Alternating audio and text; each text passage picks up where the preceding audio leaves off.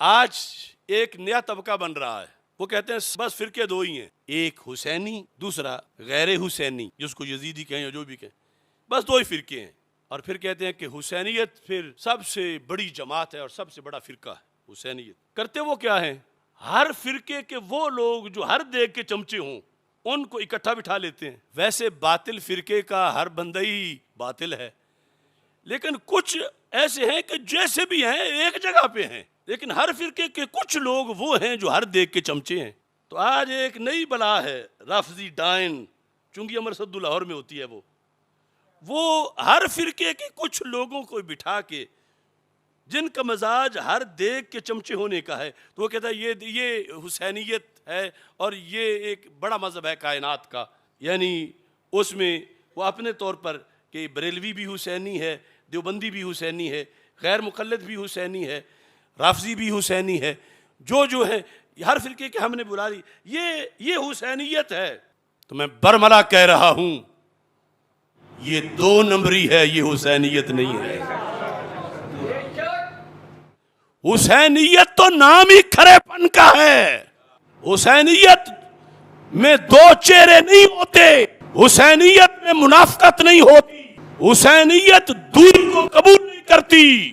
آپ پوچھ مجھ سے، میں بتاؤں تجھے، حسینیت دنیا کا سب سے بڑا مذہب ہے۔ حسینیت دنیا کا سب سے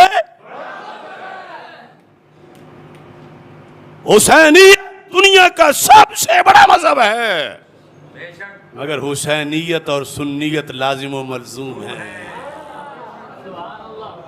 حسینیت اور سنیت لازم و ملزوم ہے، ایک چیز کے دو نام ہیں۔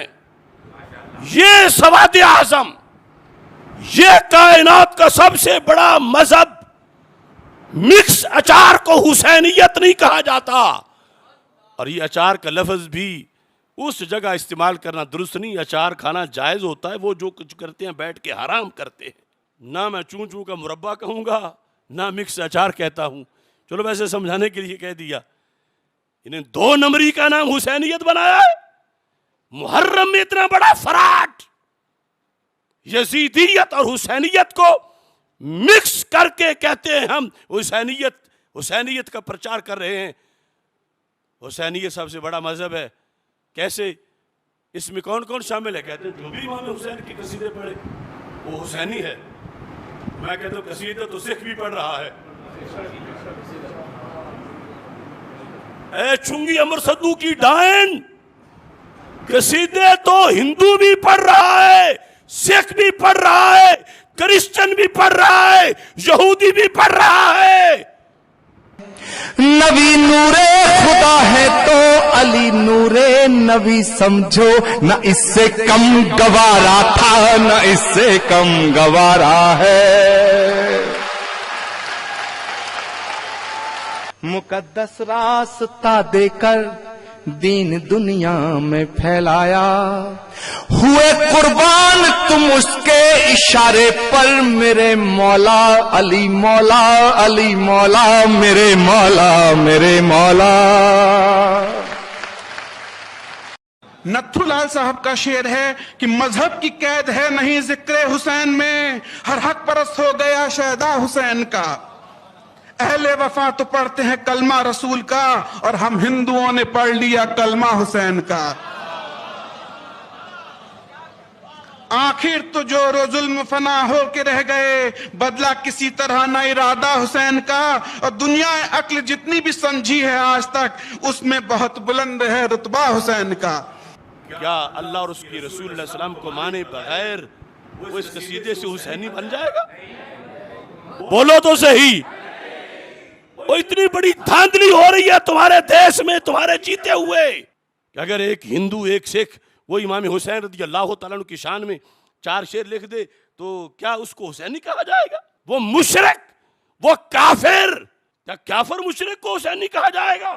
تو یہ نیا معیار آج کس نے بنایا؟ ان دھتوروں نے۔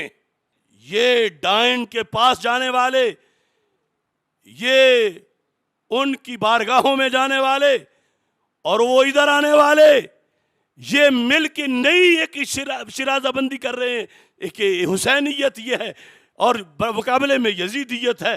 جو اس طرح کی حسینیت کو حسینیت کہے وہ یزیدیت کو حسینیت کہہ رہا ہے. کیونکہ اس میں تو ہندو بھی شامل ہو جائے گا, اس میں سکھ بھی شامل ہو جائے گا. وہ بھی کہتا ہے حسین میرا ہے, حسین میرا ہے, حسین میرا ہے. وہ بھی قصیدے لکھ رہا ہے, وہ بھی پڑھ رہا ہے, اور تم اس پر ہی سند دے رہے ہو حسینیت کی. نہیں, ہم یہ دھاندلی نہیں چلنے دیں گے. حسینیت اور سنیت آپس میں لازم و ملزوم ہیں. یہ بات سچی ہے کہ حسینیت دنیا کا سب سے بڑا مذہب ہے, مگر وہ سنیت کا ہی دوسرا نام ہے.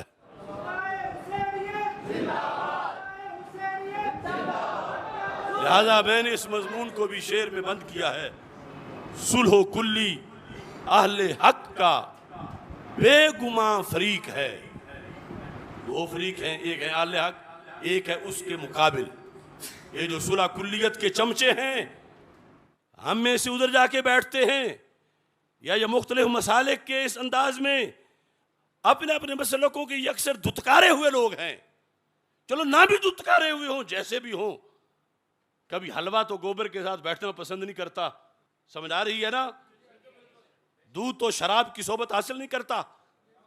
صلح و کلی اہل حق کا بے گماں فریق ہے. حسین سے بھی دوستی یزید کا رفیق ہے. یہ حسینیت ہے, یہ حسینیت ہے. صلح کلی اہل حق کا بے گماں فریق ہے. حسین سے بھی دوستی یزید کا رفیق ہے.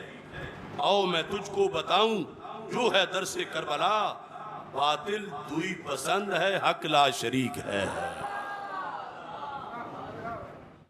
یزیدیت کو حسینیت کہا جا رہا ہے. شراب کی بوتل پہ زمزم کا لیبل لگایا جا رہا ہے. تو کیا اس کو روکنا چاہیے یا نہیں؟ بولنا چاہیے یا نہیں؟ تو کون کتنے پیر بول رہے ہیں؟ کچھ تو ان کا حصہ بن گئے اور کچھ چپ کر کے بیٹھے ہیں کہ تماشا دیکھ رہے ہیں. کہ ہم نے کہا ظلم ہو رہا ہے, بولو ظلم ہو رہا ہے. شراب کو زمزم بنا کے دیا جا رہا ہے, اور معاشرے میں لوگ زمزم سمجھ رہے ہیں وہ شراب. ابھی تک انہیں جاگ نہیں آ رہی, اور کچھ باقاعدہ سٹور کے اوپر بنے ہوئے ہیں اس زمزم کے, جس کے اندر شراب ہے, اوپر زمزم کا لیبل لگا ہوا.